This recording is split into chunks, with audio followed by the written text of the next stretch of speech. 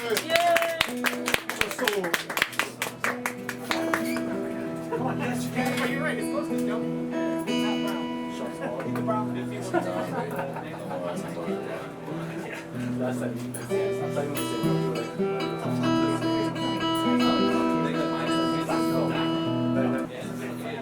lost myself on a cruel diamond. Gave myself in the misty lights.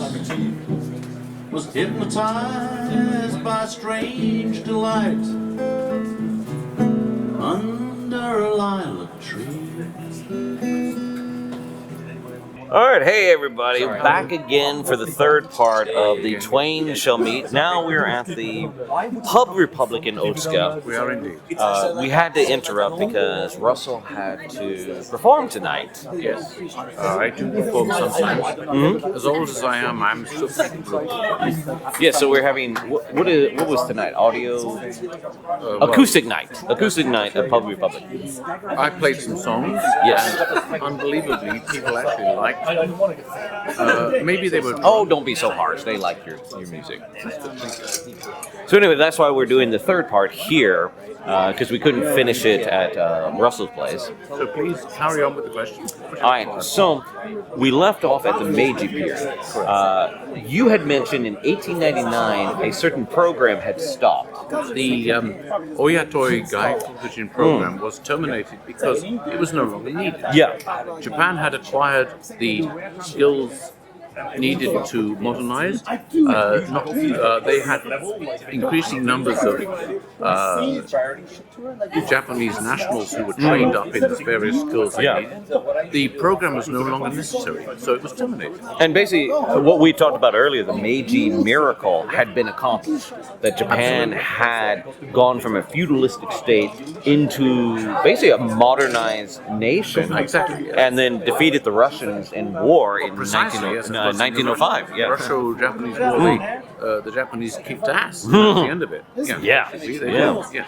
So there wasn't as even in your book, there's not as many foreigners mentioned at that time. Because, are you talking about the period between, say, like 1900 or 1940 or something? Yeah. Well, of course. Of course. There were fewer people being hired. Of course. Yes. Private companies would have been hiring people. You had people such as Frank Lloyd Wright. Who yes, of course. I forgot it. Yeah. To industrial architects and so forth. But for the most part, Japan had already acquired the skills it needed to obviate the need for any more foreign hired people. But at the same time, obviously, private companies and even local governments, they still hired people because there were still skills and there were still things that they could learn. Yeah. And also there were foreigners who wanted to work in Japan. So I don't know for sure, but I assume that it was something like it was now. People, if they really had a skill they could offer, they would come and they would. Well, and that brings us to our next, I would say, major person, Morris. Charles Morris. Very interesting story with this one. Indeed. Please, go ahead. Who was Morris? Charles Morris was born in 1895 in Kent, which is the next county from my own hometown of Hastings, Sussex. Morris was for most of his early life, he was a soldier, and he lived in India, but he was always interested in culture, and he applied for a job in Japan. He returned to the UK because he retired from the military with a pension. At this point, he was probably in his late 30s, but then he was offered a job, so he returned to the UK, and very shortly afterwards, he received a letter saying, we have accepted your application. Please, if you're interested in this job, please come back. So suddenly he gets back on the boat. He's back out to Japan. So he arrives in Japan in 1937. And that's a very interesting time because in 1937 the militarism had definitely jumped up a lot. Precisely, yes. It was a very different Japan at that time, and so Morris's accounts are very interesting because he was living in Japan when it was basically when we went into war. He was in Japan from 1937 to 1942.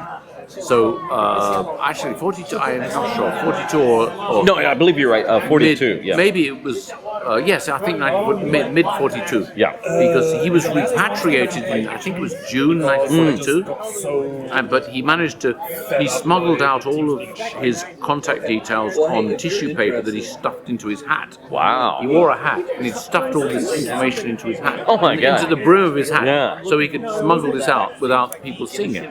So he had the hat on his head so nobody checked his hat. So what did Morris do in Japan? He was an English teacher, basically. He was an English teacher, and he also worked part-time as a journalist for Time magazine. And there were several foreign members of the foreign community who ran Time magazine from Japan, and he used to attend every Sunday dinner parties where they would basically turn the dinner party into a social event, and they would just do an editorial meeting because it's an easy way to do it. You combine the two. And one of those meetings was exactly the time when the attack on Pearl Harbor occurred. And suddenly everyone's thinking, oh my God, the crap is hitting the fan here. Yeah. Yeah, and so he was in Japan when Japan was at war with America Britain. And Britain. He was indeed. Now, he was actually unusual. He was actually atypical in that most Western foreigners, apart from Germans, most non-Japanese were rounded up and repatriated or interned into internment camps. He was spared. Now, there's a reason why he was spared. Oh, really? Okay. The reason he was spared appears to have been because the Japanese government, because he was a very accommodating and very personable and very nice person, they thought we can use him as a sort of a Japanese version of Lord Haw-Haw. And who's Lord? What? Lord Haw-Haw was the pen name or the stage name, if you like, of 2 or 3 German, very fluent English speakers, Germans who were very fluent English speakers, who were broadcasting pro-German propaganda to demoralize the British, to demoralize the Allies, basically. Kind of like Tokyo Rose. Exactly, absolutely, exactly the same as Tokyo Rose. So they wanted Morris to be the Japanese their Tokyo version. Rose. Exactly, Or Lord... what do you call Haw-Haw. Exactly, yes. And they wanted, I don't know exactly whether they were hoping he would broadcast to America or to Europe as I don't know exactly, but he told them to go screw themselves. Well, it's amazing he wasn't shot.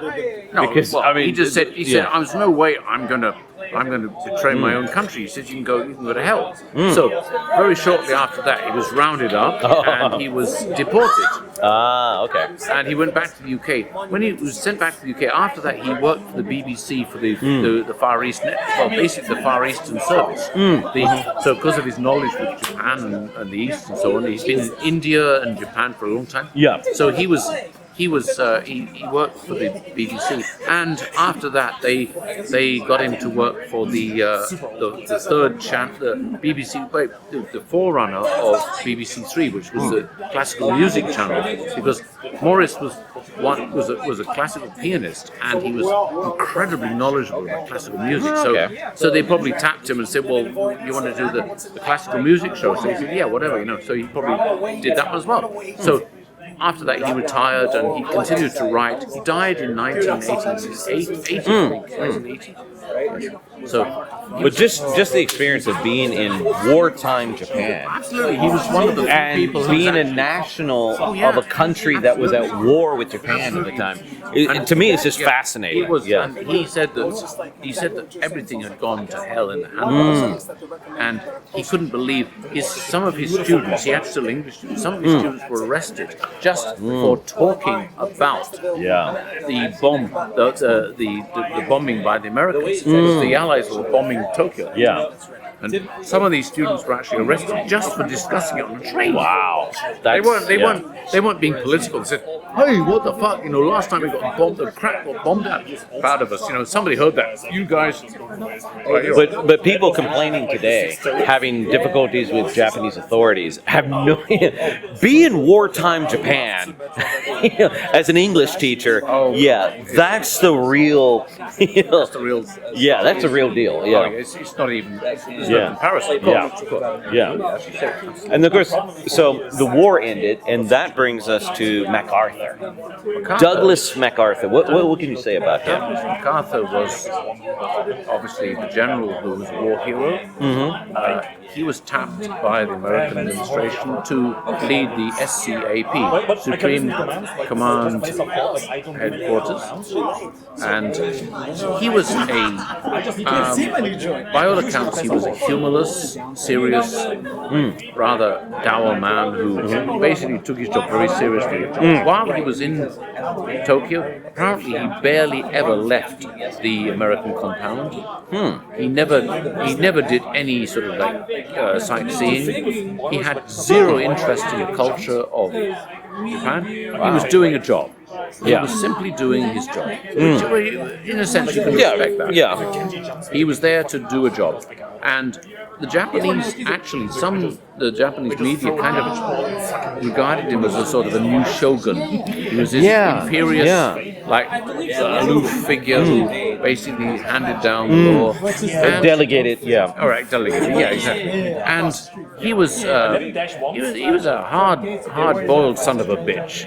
But wouldn't you say he was hard-boiled, but he was fair, which I think is what the Japanese respected? I think, as far as I know, I mean, I'm speaking, off the cuff here. Yeah. As far as I know, he was basically fair. He was. Yeah, I think he was basically fair. Yes. And the fact that he didn't push for the emperor to be put on war crimes. It appears that he was one of those who opposed the emperor being put on trial for war crimes. Yeah. It appears so.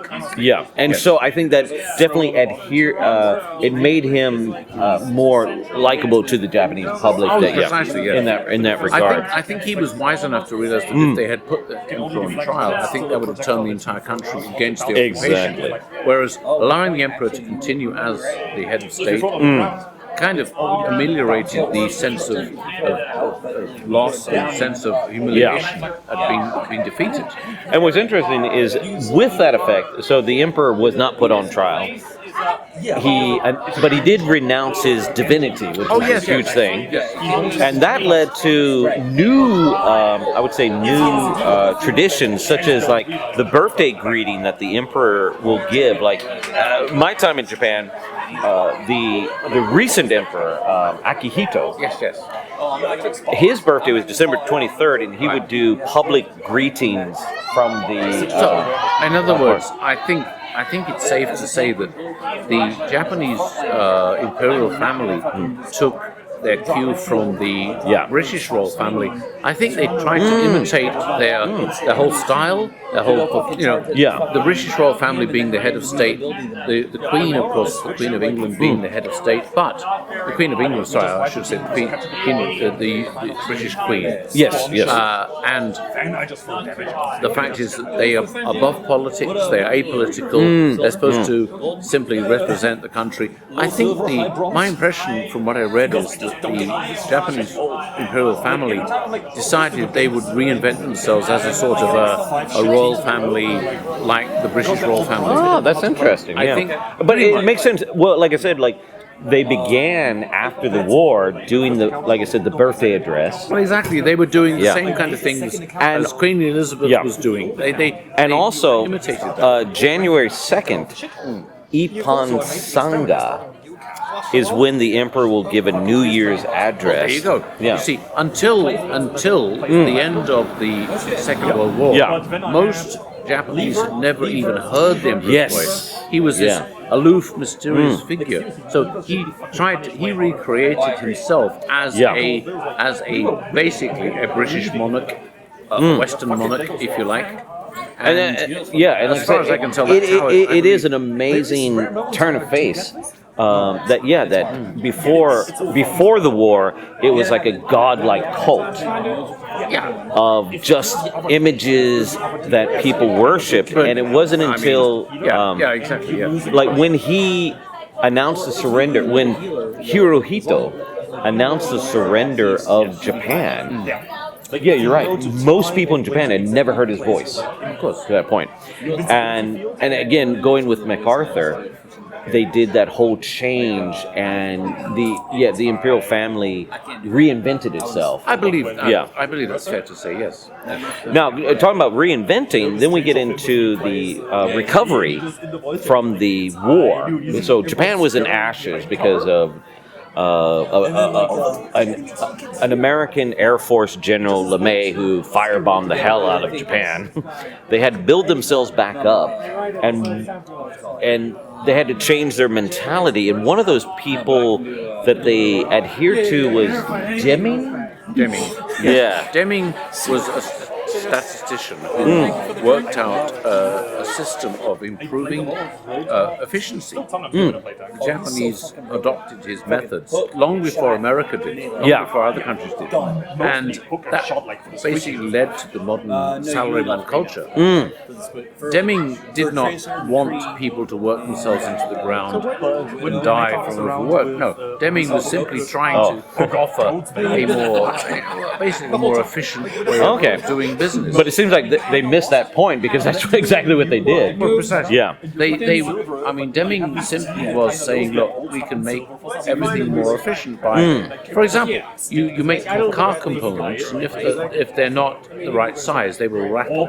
They will cause damage and eventually break down. If you make those car components much closer to the ideal size, there will be less vibration when the car is moving, and therefore you will have a far more efficient system.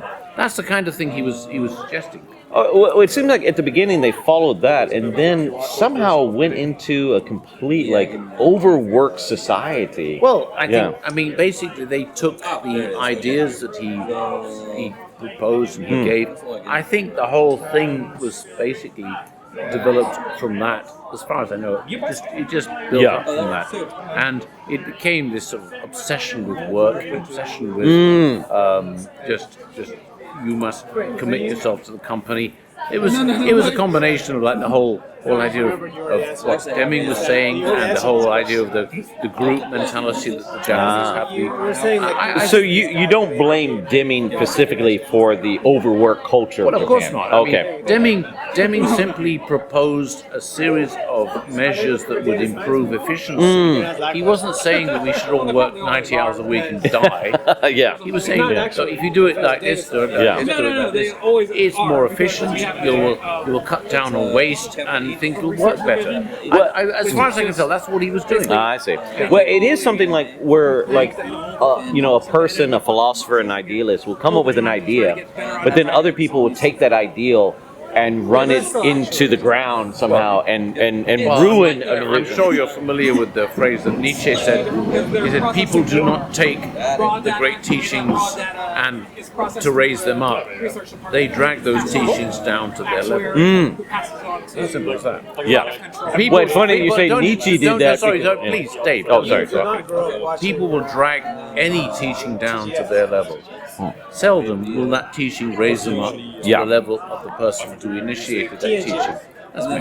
Well, but it's it's interesting you mentioned Nietzsche, because the Nazis used Nietzscheism, to their thing. All right, so the Nazis degraded Nietzsche's teaching, and they turned him into an apology for what they did.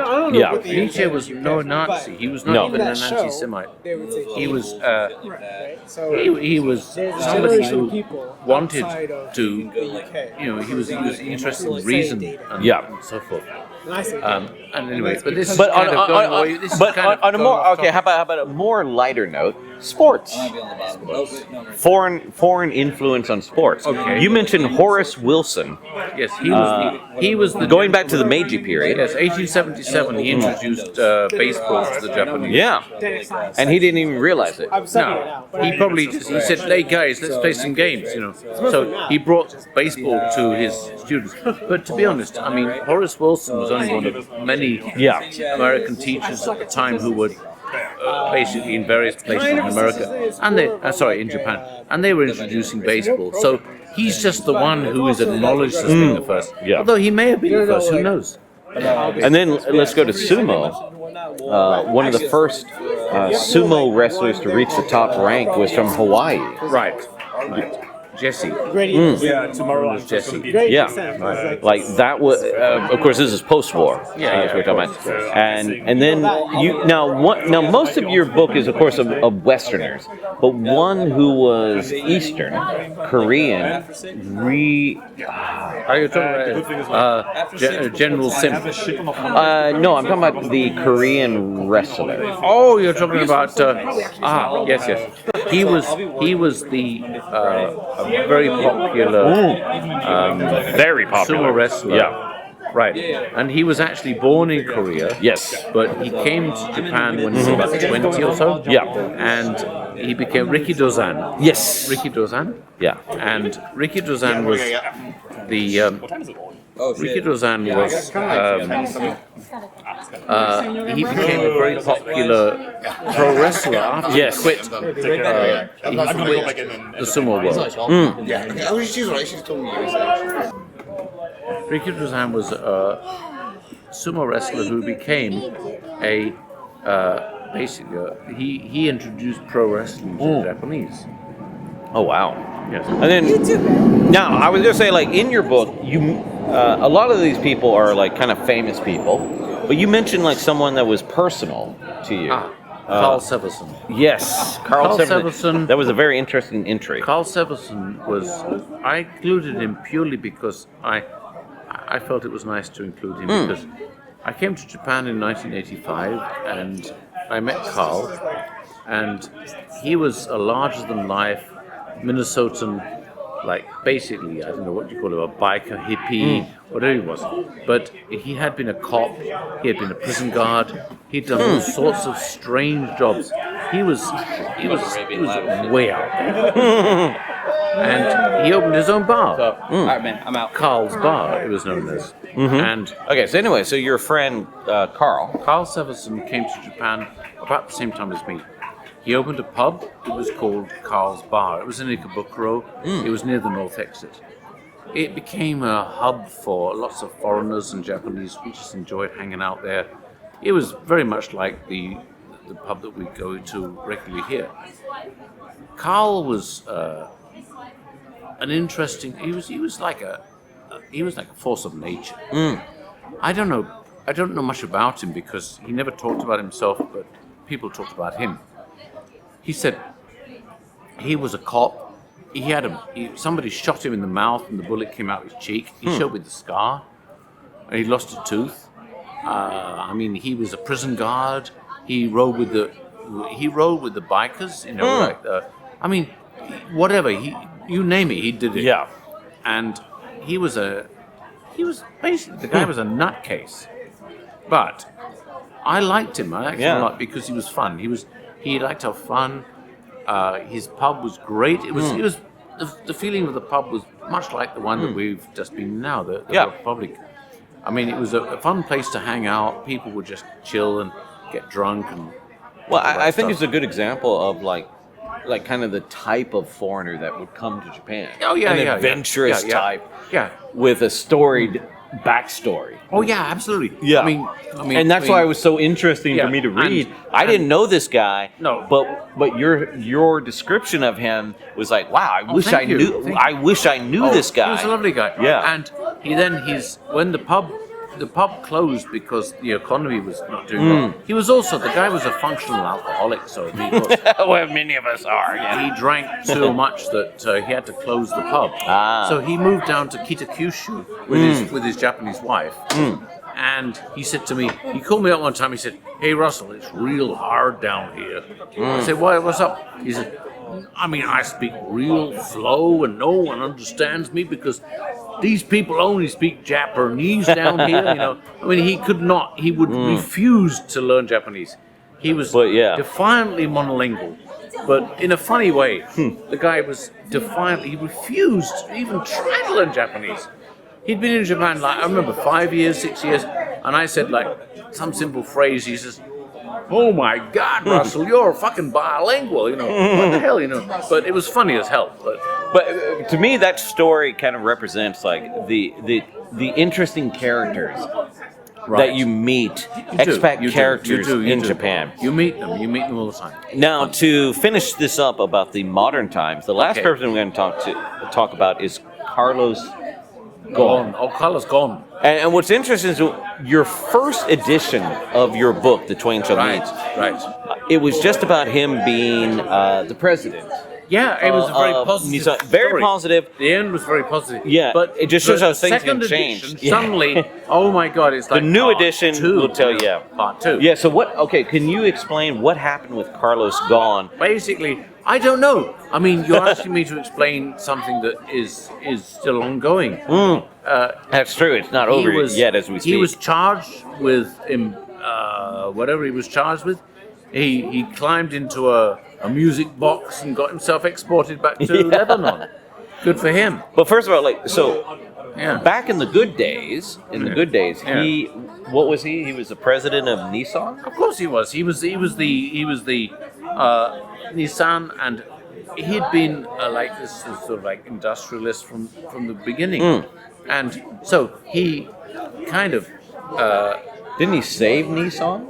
Well, yeah, you could say that. But the thing is, I mean, I'm not really going to go into this one because it's political and true, and it's still current, as we say. Current, and I don't know all the facts because I wrote this when it was just ongoing. Yeah. So, as far as I can tell, it sounds like he was stitched up. But I'm not going to say any more. Yeah, that's true. Like, I mean, it is true. I just wanted to mention him because he's one of the, the most closest to our time that you wrote about. As far as, to be honest with you, I think he was stitched up. Okay. And that's all I'm going to say. Yeah, because we'll leave it at that. I think we should. Yeah. Anyway. Now the last part I was going to say. So we've been talking about all these foreigners who've come to Japan for various reasons. Yeah. So let's just ask you, why did you come to Japan? I had a pen friend when I was 16. She lived in Nara. We wrote letters to each other. I became interested with what she was doing. And I decided basically to come here for 2 or 3 years. I've now been here for 35, 36 years. Okay. And now, basically, only now, I've decided finally to leave and go and do something else. And why did you stay in Japan for so long? What kept you here? Friendship. Okay. And why do you like Japan? Friendship. I have friends, and to me, friends are more important than anything else. All right, and as a final note, what do you hope that people that read your book, what do you hope that they glean from your book? I hope they understand that people have various motivations for traveling, and I hope they realize that people, you can make something of yourself wherever you go, and you go to a new place, a new country, and you should never limit yourself. You should realize your dreams. You should follow your dreams, and you should do what you want to make your life great. You should follow your dreams. Okay. All right. Okay. All right. So this is Ronan Day. If you have a chance on Amazon, get the book. Your book is available on Amazon. Am I right? My book is available on Amazon. Yes. The Twain Shall Meet, and learn about the foreigners who influence my book. If you don't shut up, if you don't buy my book, then buy some book because you need to learn stuff and educate yourself. Yeah, read some stuff, motherfucker. Absolutely, right? Yeah. But yeah, if you have a chance, definitely get his book. Learn about the foreigners who had impact or were just in Japan and enjoyed their life. And I found it a very fascinating read. Thank you. Yeah, and that's why I wanted to do this interview because I really enjoyed the book, and hopefully, if I have enough time, we're going to talk about the opposite effect of the Japanese influence on Western society. Yes, I would like to do that. Anyway, Dave, Yes. So And at that point, at that point, I must go because I have to leave. All right. Anyway, take care and have a good evening. So anyway, so this is Ronan Dave And Russell saying good night. Yes. See you.